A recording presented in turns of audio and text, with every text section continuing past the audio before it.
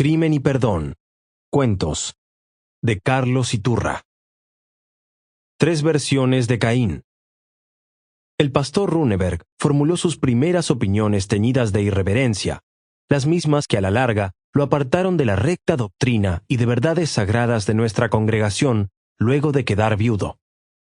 No sé si la muerte de su compañera por tantos años le perturbó el juicio, o si una vez liberado de ella, se sintió capaz de dar curso a pensamientos heréticos antes reprimidos.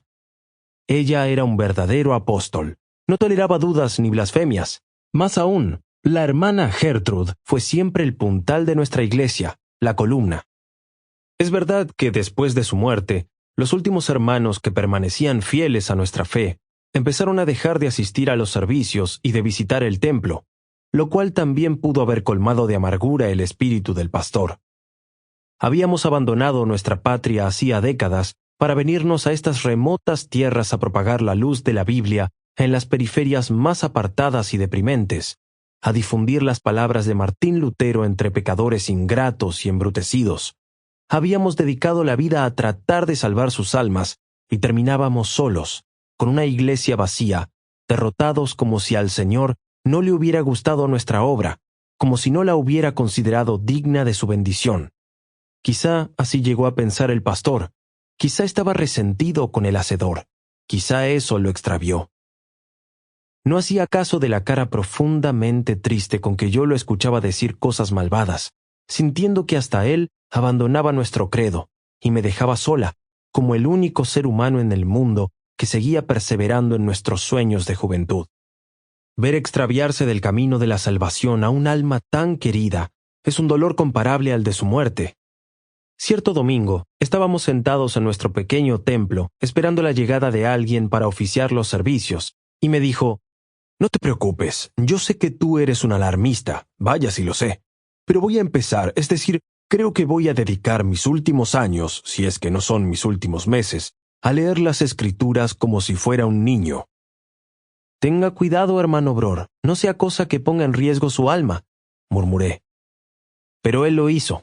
Se puso a releer la palabra de Dios prescindiendo de todas las cautelas que enseña la doctrina. Y claro, debido a eso, no tardó en quedar atrapado por ocurrencias brutalmente heterodoxas. Los 3 primeros capítulos del Génesis le inspiraron disparates desordenados, pero ya al cuarto se le empezaron a articular interpretaciones.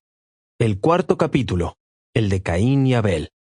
Ahí se atascó, sepa el Señor por qué, y desde luego partió por exculpar a Caín. «Vea, hermana Hilde», me decía, «usted que es medio teóloga, Caín no sabía lo que era la muerte, y menos lo que era matar. Me refiero a personas.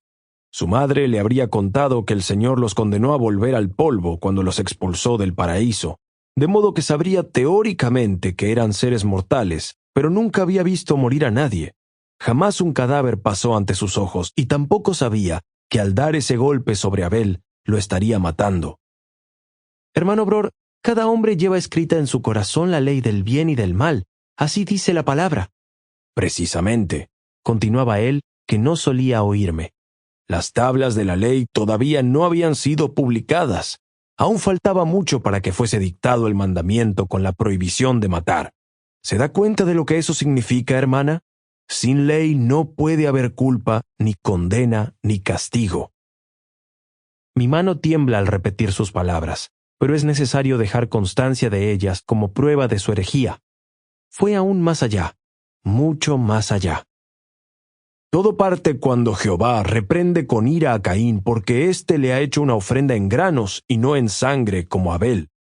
Usted me va a perdonar, hermanita, pero creo que Jehová fue muy injusto. ¿Qué otra ofrenda le iba a hacer Caín si era labrador? ¿Qué otra ofrenda le iba a hacer Abel si era pastor? ¿Cómo es posible que el Dios Todopoderoso se rebaje a reprender así a un ser humano porque no gasta lo suficiente en hacerle ofrendas? ¿Acaso siquiera les había hecho antes alguna advertencia?» Su atracción por Caín parecía no tener límites. Desplegó los escasos versículos que le dedica la Biblia hasta convertirlos en frisos, y yo creo que llegó a tejer una epopeya al respecto dentro de sí.